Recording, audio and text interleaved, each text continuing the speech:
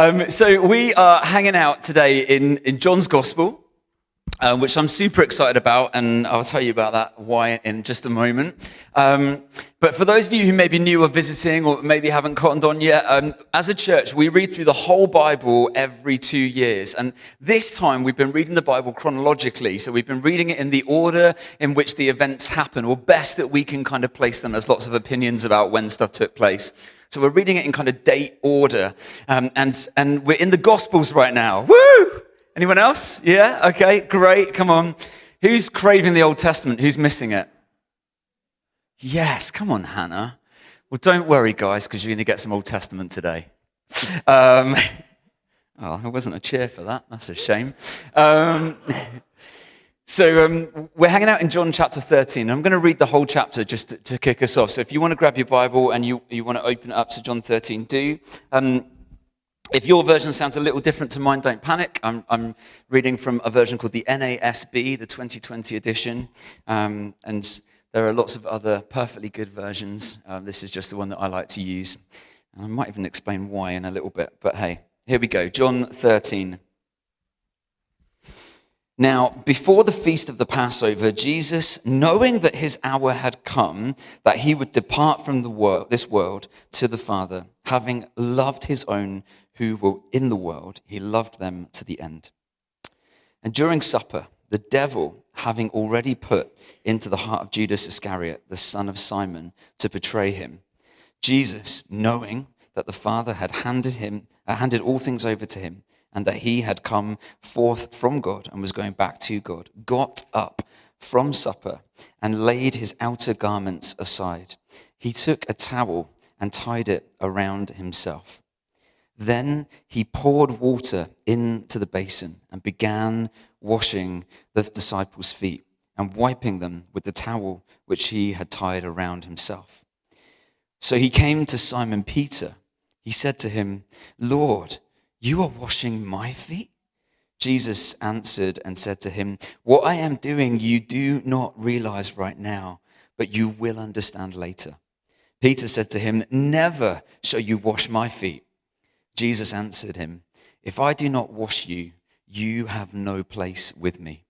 Simon Peter said to him, "Lord, then wash not only my feet, but also my hands and my head." And Jesus said to him, "He who has bathed needs only to wash his feet. Otherwise, he is not completely clean. And you are clean, but not all of you." For he knew the one who was betraying him. And it was for this reason that he said, "Not all of you are clean." Then, when he had washed their feet and taken his outer garments and reclined at the table again, he said to them, "Do you know what I have done for you? You call me teacher and Lord, and you are correct, for so I am. So if I, the Lord and the teacher, washed your feet, you also ought to wash one another's feet. For I gave you an example, so that you also would do just as I did for you. Truly, truly, I say to you, a slave is not greater than his master, nor is one who is sent greater than the one who sent him. If you know these things, you are blessed if you do them. I am not speaking about all of you. I know the ones whom I have chosen, but this is happening so that the scripture may be fulfilled. He who eats my bread has lifted up his heel against me. From now on, I am telling you before it happens, so that when it does happen, you may believe that I am he. Truly, truly, I say to you, the one who receives anyone I send receives me, and the one who receives me receives him who sent me." When Jesus had said these things, he became troubled in spirit and testified and said, "Truly, truly, I say to you that one of you will betray me." The disciples began looking at one another at a loss to know of which one he was speaking. Lying back on Jesus' chest was one of his disciples whom Jesus loved. So Simon Peter nodded to this disciple and said to him, "Tell us who it is of whom he is speaking." He then simply leaned back on Jesus' chest and said to him, "Lord, who is it?" Jesus then answered, "That man is the one for whom I shall dip the piece of bread and give it to him." So when he had dipped the piece of bread, he took and gave it to Judas, the son of Simon Iscariot. After this, Satan then entered him. Therefore Jesus said to him, "What you are doing, do it quickly."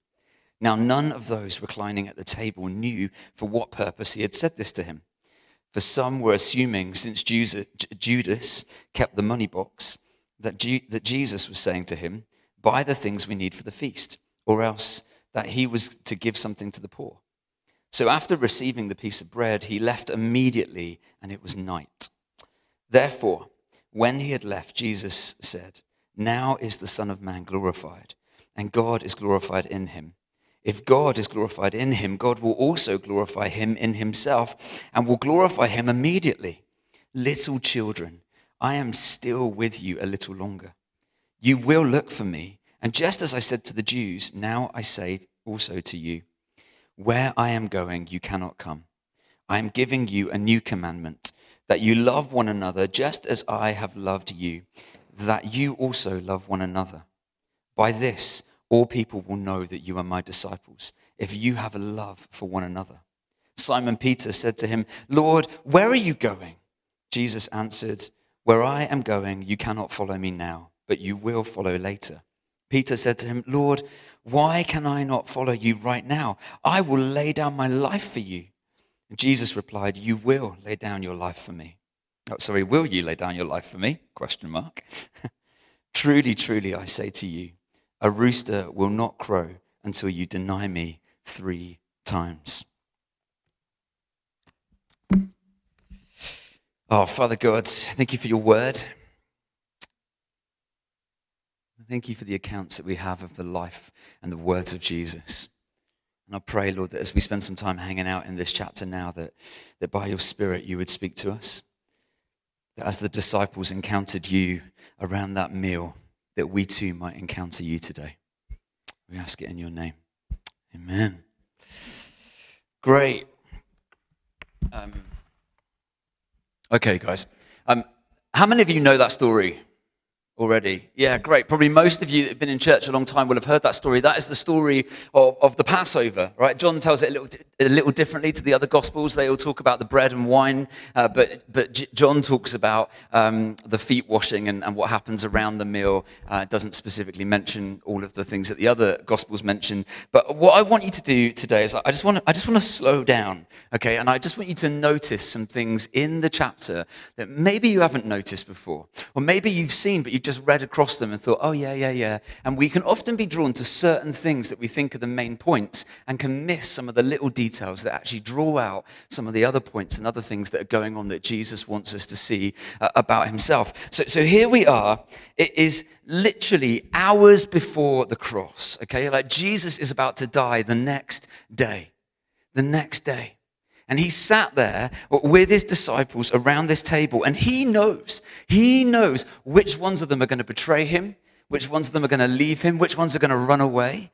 And yet he doesn't step back and walk away from them before they can walk away from him. He doesn't step up and lecture them and tell them what they're about to do that's wrong and have a go at them for it. Instead, what Jesus does is he takes off his outer garments. He wraps a towel around his waist. He gets down on the floor and he washes the disciples' feet. Now, probably most of you had a shower before you came today, right? Hopefully. If the person next to you smells a little bit, advise them that maybe they should next Sunday. Okay? But the reality is that back then, in that day and age, people didn't shower like we do today. They didn't have bars of soap or... Who's got that mint sauce shower gel? Anyone? Come on. Source. Not sauce. Source. You know, the really tingly one. Anyone? No? Okay. Yes. Come on, Jeepers. Yeah, love that one. Anyway, this is what happens when I start going off track. I forget what I'm saying. They didn't have that. Like, they walked around in open-toed sandals or barefoot. Like, their feet were disgusting, okay? Like, you might think that someone you know has got bad feet. The disciples' feet were worse, all right? And Jesus, he gets down and he washes their feet. He even washes the feet of Judas. Doesn't that blow your mind?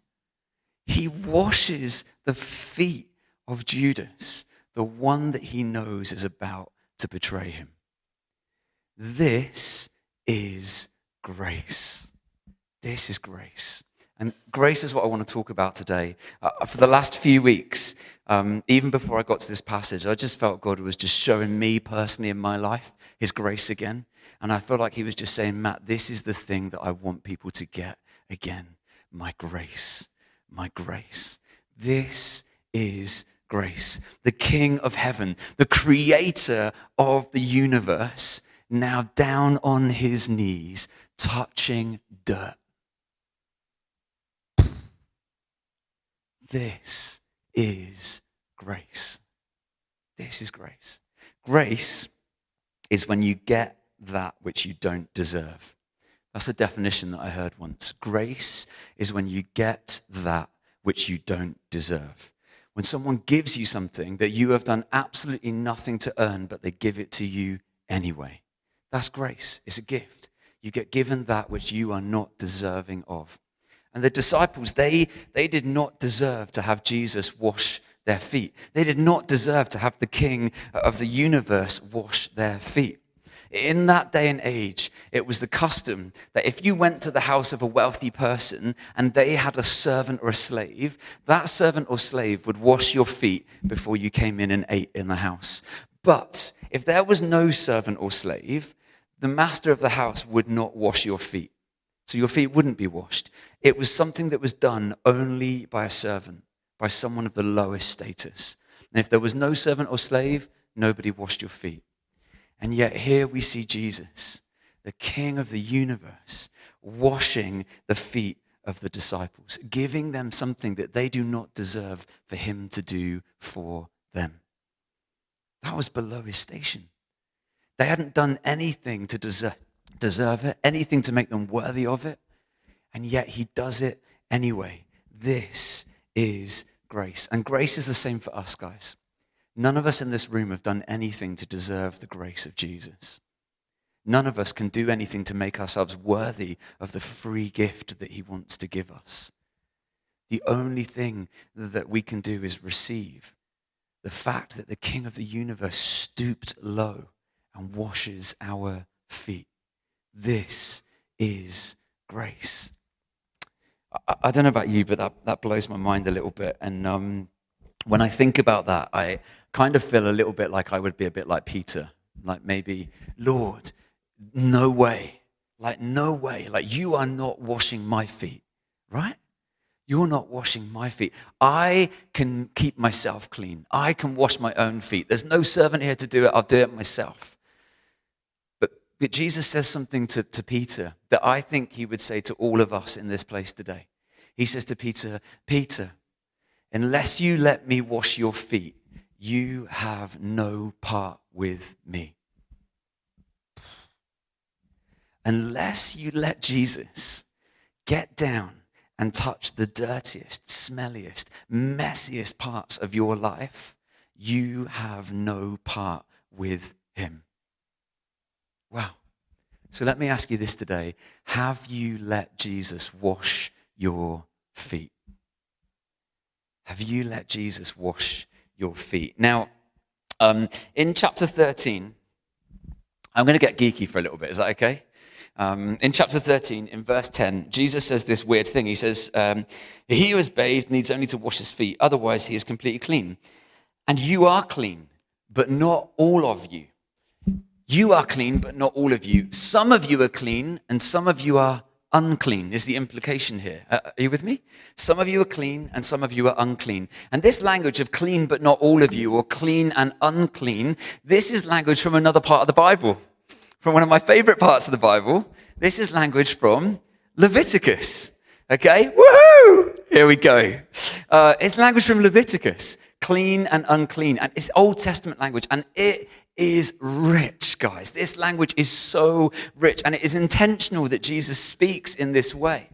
You see, what Jesus is wanting you to see here in this chapter with the disciples, it is this, that he is the God of Leviticus. That the Old Testament God and Jesus in the New Testament are one of the same. They're not different. They're the same person. And grace looks the same now as it has always looked. You don't think, well, hang on a minute, the Old Testament feels a little bit different, but just track with me for a moment, okay? I promise you this is all going to land, all right? So if you scan through the chapter, Jesus, he's saying, I'm the Leviticus God. I'm going to bring about today what Leviticus was all about. This is what I'm doing here.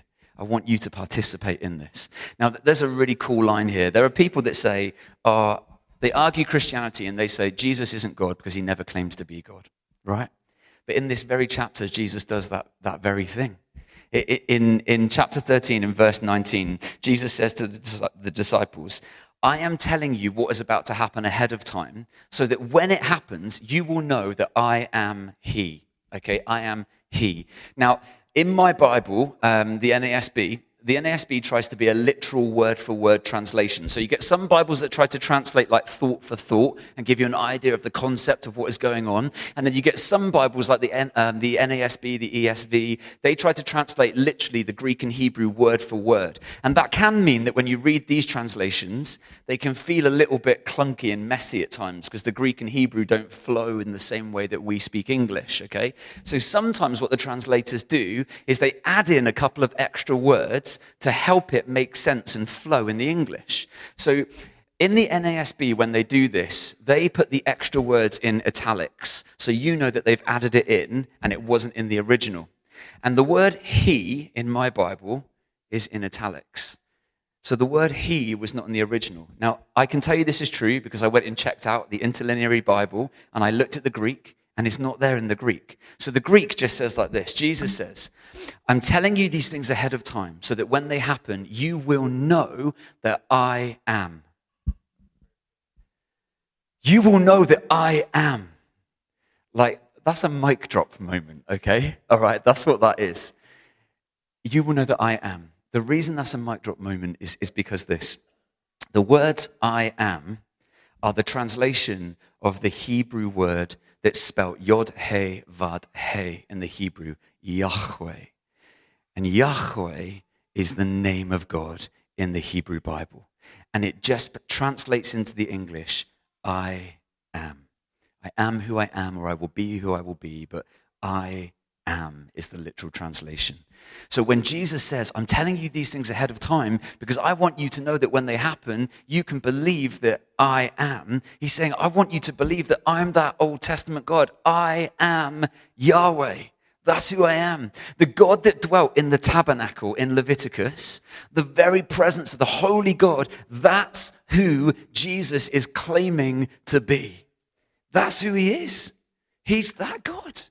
The God that came down and dwelt in the tabernacle, the God that came down and dwelt in the temple, Jesus is that very God.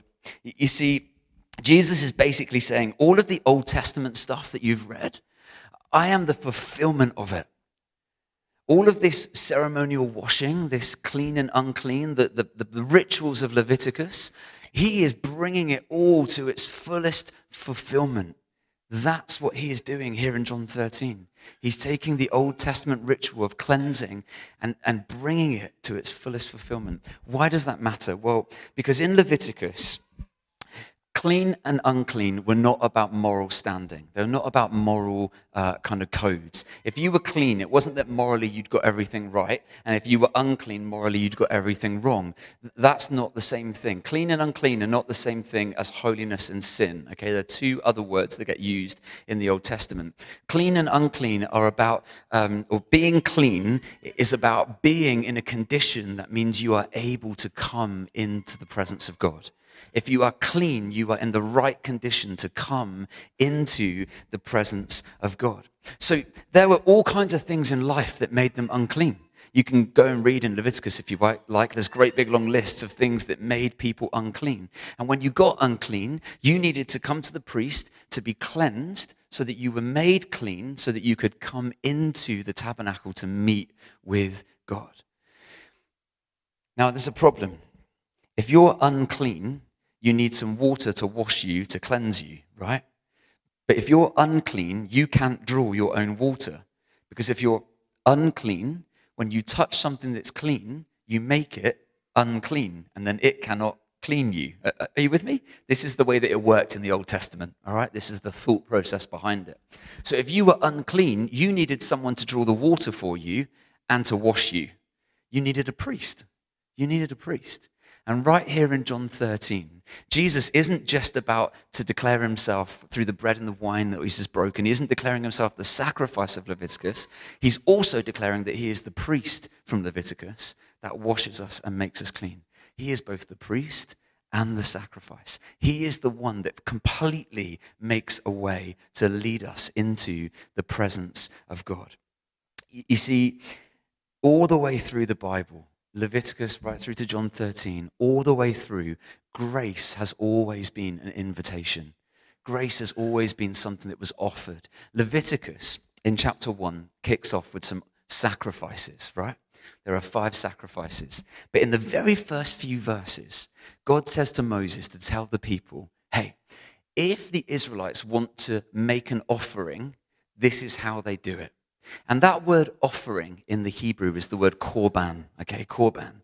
And it literally means to draw near. To draw near is what korban means. So the actual literal translation of that is this. Tell the Israelites, if anybody wants to korban, to draw near, the concept is like, you know when someone comes to your house for dinner and they bring you a box of chocolates or a bottle of wine or a bunch of flowers? Like, you draw near, you bring an offering. It's not about the thing, it's about the person drawing near. So if anybody wants to draw near, here's how they can do it. See, Leviticus was always invitational. God was longing for his people to come into his presence. And he was constantly inviting them. If you want to come to me, here's how you can come and be with me. Here's how you can come and be with me. God's always been making a way. He's always been giving the gift of grace, the invitation of grace for you to know life and love and peace and joy and the fullness of who he is. He's always been doing that. And you see, here's the thing. It's not the ritual that makes you clean. It's the relationship that makes you clean. Are you with me? You see, yes, there is a process that you go through to be cleansed. In the Old Testament, it was the washing with water. In the New Testament, it's the death and resurrection of Jesus Christ on the cross. There's a ritual, if you like. But the thing is that if there's no priest, if there's no one to conduct the ritual, if there's no relationship, then there's no cleansing. Are you with me? It's not the ritual that makes you clean. It's the relationship that makes you clean. And God's always been inviting people to come to know him, to come into relationship with him. Guys, let me tell you this. He loves you. I don't know how you came to this place today, but he loves you. He loves you, and he's got grace for you. Do you know in John chapter 3, verse 16, it says, for God so loved the world. That's everyone and everything, all right? He so loved the world that he gave. He gave his one and only Son, that whosoever believes in him should not perish, but have everlasting life. He gave freely before we did anything. He just gave to everyone. That is his grace. It's a free gift to anyone who will choose to receive it. He gave it. He loves you. He loves us. And he's given everything to us that we might come. But can I say this? While grace is a free gift, grace is not cheap. You may have heard that phrase before. Grace is free, but it is not cheap. And I struggled with that, trying to get my head around that for years. What do they mean when they say grace is free but not cheap? And it dawned on me to think about it a little bit like this. Imagine, if you will, I go, this is just pretend, okay? All right?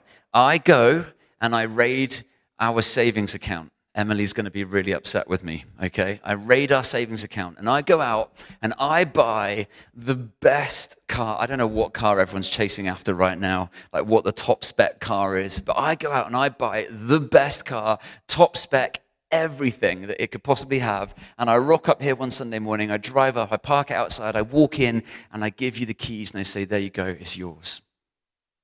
Grace. There's definitely not enough money in my savings account to do that, so please don't think that that's happening, okay? But that's grace. I've just given it to you. You've now got this car. What are you going to do with it? Well, here's the problem with grace. You've now got to tax it, and you've got to insure it, and you've got to put petrol in it, and oil, and you've got to give it an MOT, and you've got to give it a service, and you've got to keep it clean. You're probably going to have to change some tires if you drive anything like I do every now and again. It's going to cost you, right? It's free to receive, but it will have an impact on your life. It will cost you something. Am I going to actually invest in this gift that I've been given and do something with it? Or am I just going to park it up on my drive and declare it sawn? You know? What am I going to do with it? Grace is free, but it does cost. So let me ask you, what will you do with the grace that Jesus has given you? Because whether you realize it or not in this place today, Jesus has given you the greatest gift that could ever be given. He died on the cross for you so that your death would become his and his life would become yours. Jesus calls himself the fountain of living water. And when he died on the cross, they pierced his side. And it tells us that blood and water flowed. Blood, the sacrifice, water for cleansing. He was the sacrifice and the priest that cleanses us. Your feet have been washed, if you like, by Jesus on the cross. That's what he's done for you. He's made you clean. What will you now do with that? What will you now do with that gift of grace? Will you be a Peter or will you be a Judas? Will you be a Peter or will you be a Judas? Let's talk about these two. Is that okay? So Peter and Judas in John 13. They both have their feet washed by Jesus, yeah? But then they both go out and they both screw up. Yeah? Great. They both make mistakes. But here's some differences. So Judas, his heart is already hard, right? In John 13, we read that Satan entered him, right? But it didn't just start there. Do you notice in John 13 it talked about Judas being the keeper of the money purse? Well, in John chapter 12, just before that, we read again that he was the keeper of the purse and he used to help himself to money every now and again. You see, he did things for himself. He stole, he lied, he did things for himself. He was already living in such a way that his heart was becoming hard, so that when Satan wanted to enter him, that was it. In he went. And Satan was able to use the life of Judas in the story of Jesus. He was already hard. You'll notice as well in John 13, in verse 26, Jesus is responding to the question, who is the one that's going to betray me? Right, who is going to betray you? And Jesus says, well, the one who I dip the bread in the wine and then I give it to him. And then it says, so Jesus took and gave it to him. He took and gave it to him. Took and gave. Does that phrase sound familiar to anyone? Yeah? Genesis? You see, John is a Genesis man, right? John chapter 1, verse 1, in the beginning. Oh, okay, here we go. John's writing the New Testament version of Genesis, right? But then by chapter 13, we get this language of took and gave. And that is the language that appears in John chapter 3. Remember when Eve saw that the fruit of the tree was pleasing to the eye, she took and she gave some to her husband. You see, here now we've got Judas who can see that the food of Jesus, the bread and wine, like what Jesus has, is pleasing to the eye. And so this language gets used intentionally. Jesus took and gave to Judas. Along with the idea of Satan entering him, we get this Genesis 3 retelling. This story here is a full moment. And this phrase took and gave is used in other places in the Bible. And when it is used, it's telling us this is a moment where this character or this story is taking a turn for the worse. This is a moment where these people are not choosing to trust in God's ways, but to take and give in their own strength, to put their trust in themselves and to do things their own way. Like Eve didn't trust in what God had said. Now Judas isn't trusting in what Jesus is presenting of himself. And so the enemy is at work. John is reframing Genesis 3 to tell us that something is going on here where Judas is partnering with the work of the enemy, just like Adam and Eve did in Genesis chapter 3. Judas, he he wants Jesus to be someone that he can use, right? He wants Jesus to be someone that he can control, someone that will give him what he wants. I wonder if sometimes we're a bit like that. I wonder if sometimes we come to Jesus, we come to the God of the Bible, and we're like, Lord, I will put my faith in you if you do this, if you fill in the blank. I think sometimes we treat God like a genie in a lamp, as if it's all about what we can get from him. But can I tell you this? If that's how you treat Jesus, he will never be enough for you. He will never be enough for you. Because Jesus cannot be who he is not. He cannot be who he is not. Judas wanted him to be this Messiah that would rise up, this conquering king that would ride into Jerusalem, conquer the Romans, and bring about the kingdom that Judas imagined would exist. What kingdom are you imagining will exist? What are you expecting Jesus to do for you? See, Jesus cannot be who he is not, but he will be who you need him to be if you come to him. He will be who you need him to be if you come to him. And Judas, he was treating Jesus like this. He was among the disciples, but his heart was far from Jesus. I wonder how many of us rock up here week in, week out. We sit at the table. We're in the room. We're surrounded by the others, but maybe our hearts are not where they should be. Maybe we're expecting Jesus to be something for us rather than to come to him for who he is. And yet, guys, this blows my mind. Jesus still washed Judas's feet. He still loves you. And he's going to give all that he has for you. He already has. But what will you do with it? What will you do with it? You see, what Judas did was he allowed his heart to become hard. He didn't see Jesus for who he was, but for who he wanted Jesus to be. Up until that point, the money had been rolling in for the ministry of Jesus. People had been excited and supporting. But now, Jesus started doing things that were upsetting people. And the flow of money not coming in so quickly. So what does Judas do? Judas goes off to make some money another way. And he betrays Jesus for 30 pieces of silver. Because that's what he was really all about. Status and money. Wealth. That's what he was using Jesus for. Not for what Jesus really came for. Now, on the other hand, there's Peter. Okay, let's talk about Peter. Peter, he also messes up, right? Big time, doesn't he? He denies Jesus not once, not twice, 3 times. 3 times he says, I never knew him. I never knew him. I don't know him.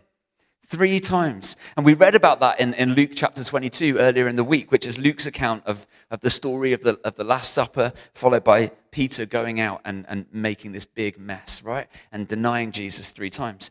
But here's the thing. In Luke 22, when you read the story about Peter denying Jesus, what it tells us is this, is that after the 3rd time that the rooster crowed, and it says, Peter wept. He broke. Peter broke down in that moment. He did not partner with that group of people and go on with them. That's what Judas did. Judas, he partnered with a group of people. He bought into it and he went on with them. Peter, he made a mistake.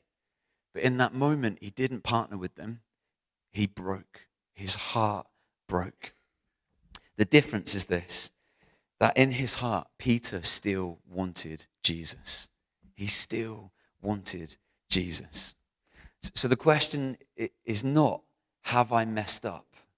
The question for us today is, what do I do with grace when I have messed up? What do I do with grace when I have messed up? Because the reality is, as we walk through life, our feet get dirty. We walk through the mess. We walk through the mud, and we get things wrong, and we dirty ourselves. The question isn't, have we got dirty? The question is, what do we do with grace when we have? Now, a little side note that I just want to throw in here. Paul talks a bit about grace in Romans chapter 6. Encourage you guys to go away and to read that. But the reason I want to bring this up is because I think that sometimes people misunderstand grace and they get it wrong. So in Romans chapter 6, Paul says this about grace. He says, where sin abounds, grace abounds all the more. Isn't that amazing? Where there is sin, no matter how big that sin, grace is bigger. Grace is bigger. So then Paul says, well, what should we say then? Shall we go on sinning so that grace abounds all the more? That grace increases? Doesn't that sounds logical, right? Yeah? Let's go out and sin more, because the more we sin, the more grace of God there is. That sounds logical. But Paul's response to that in Romans 6 is to say, by no means. By no means. You see, guys, grace is not a ticket to do whatever you like. And Judas is proof of that, right? Judas is proof of that. You can be around Jesus, in the room, at the table, near, and yet be far away and miss it completely. Go and do your own thing, think that it's all okay, but it is not.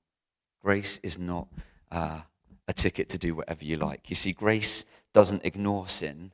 Grace defeats sin. Grace doesn't ignore sin. Grace defeats sin. It lifts us up out of the pit and puts us somewhere else. This is what grace does.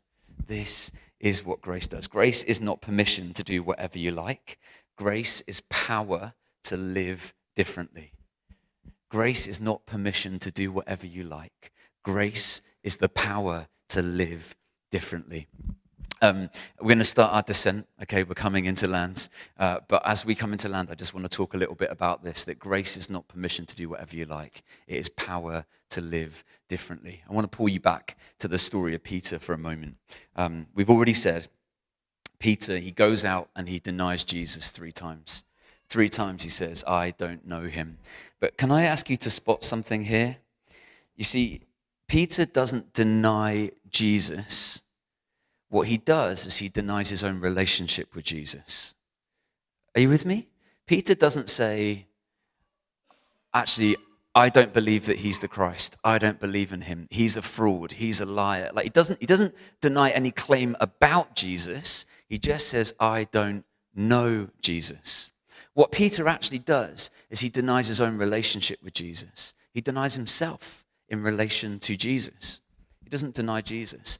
What Judas does is denying who Jesus is. Judas did not believe that Jesus was the Messiah that he thought he should be. He could not be the Messiah because he's not doing what I expect him to do. I deny that he's the Messiah and I betray him for 30 pieces of silver. Peter, on the other hand, he doesn't deny that Jesus is the Messiah. He just denies his relationship to Jesus. And I think that's important. And I want to ask us this. I wonder how many of us do that on a regular basis. Sometimes even before the rooster crows, before the day begins, we deny our relationship with Jesus in the way that we live and the things that we do. Sometimes we live like we don't know him. Sometimes we live like we're still slaves, like we're still trapped. Sometimes we live like we're not sons and daughters, like we haven't been redeemed by his blood. How many of us do that?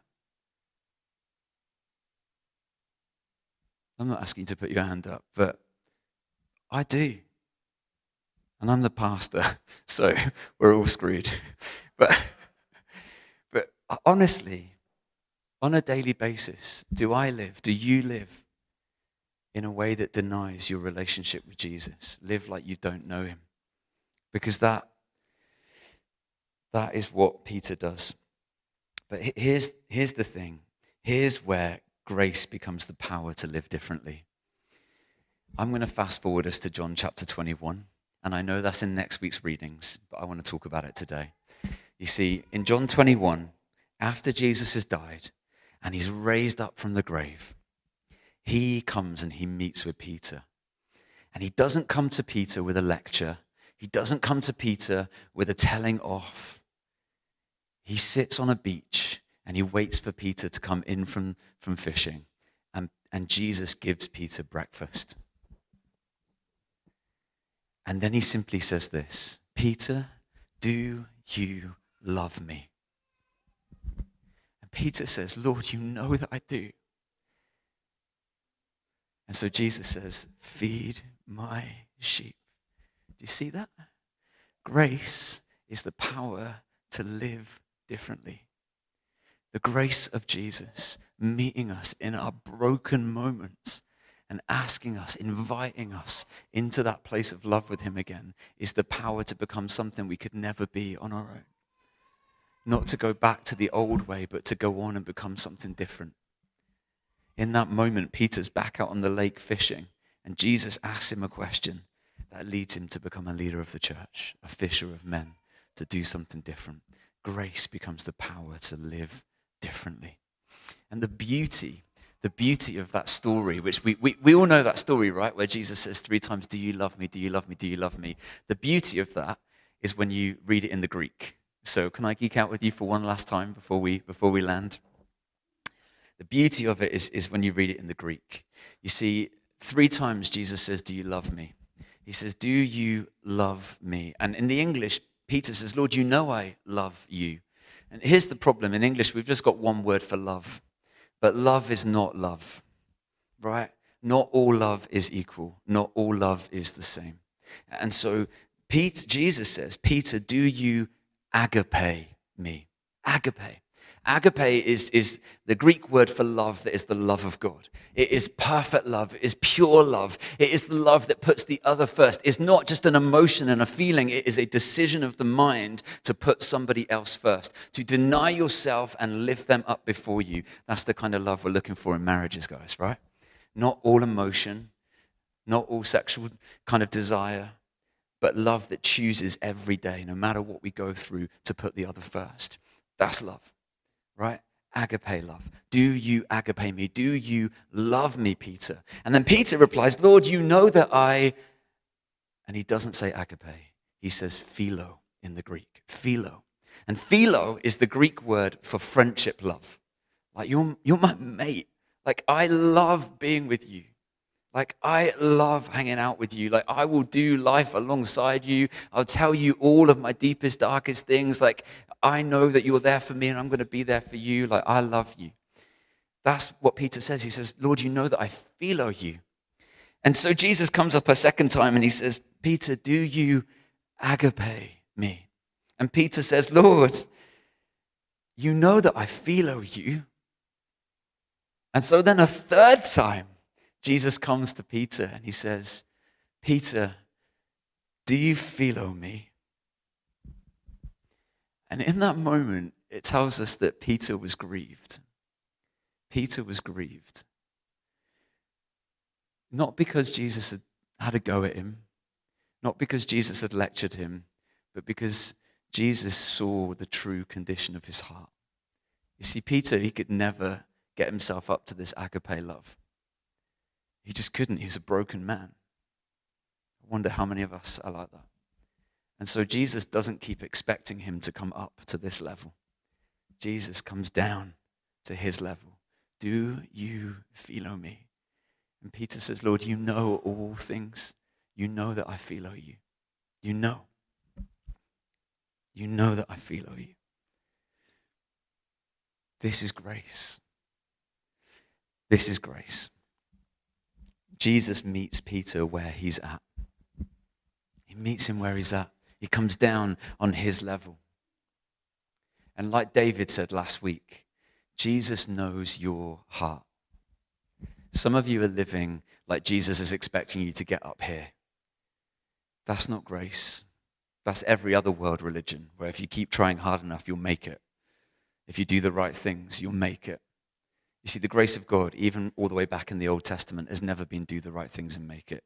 The grace of God has been, will you come? I'm here. I've come down.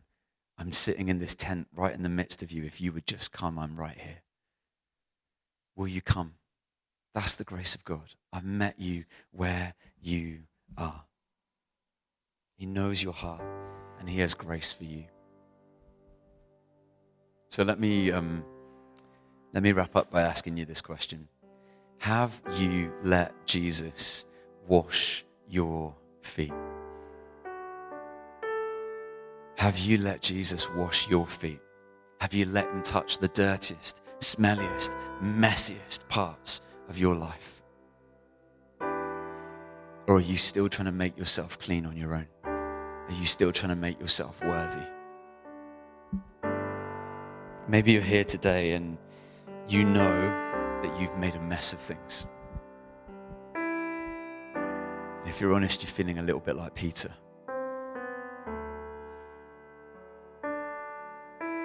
Maybe you're here today and you've been around church for years and years and years. But you know that your heart has been far away. And if you're honest, you're a little bit more like Judas than you care to admit.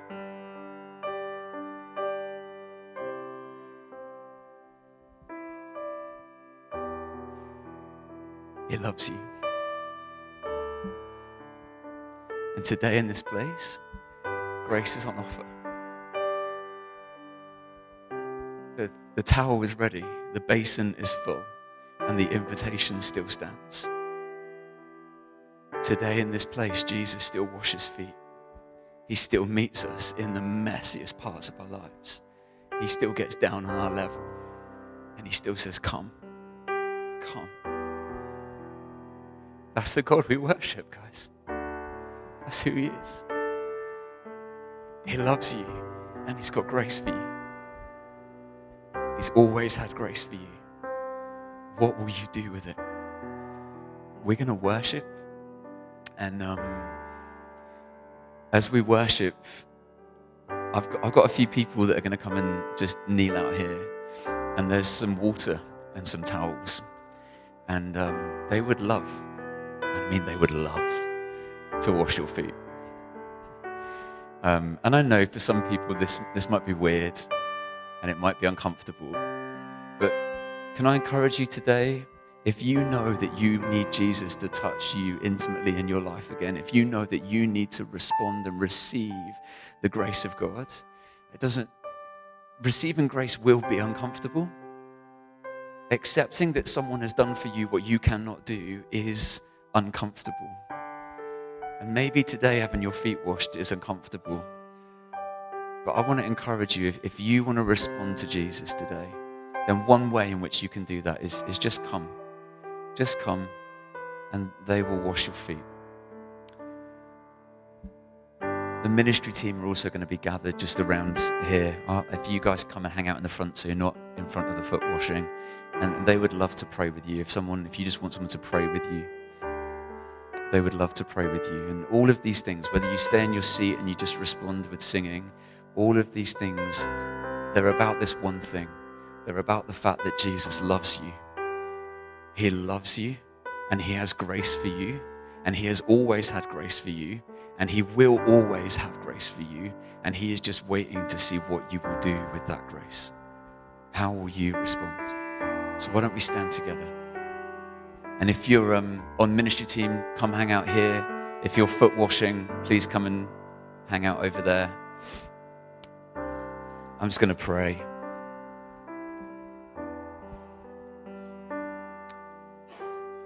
Jesus, I thank you that you love us. I thank you, God, that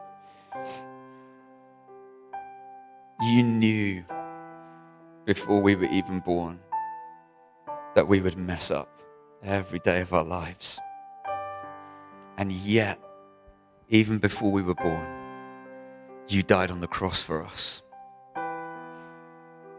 Your blood was spilled that we might be cleansed, that we might be in relationship with you. We thank you for your grace. And I pray, Holy Spirit, move among us in this place. Give us hearts that are humble and soft and that are willing to receive who you are and what you have done.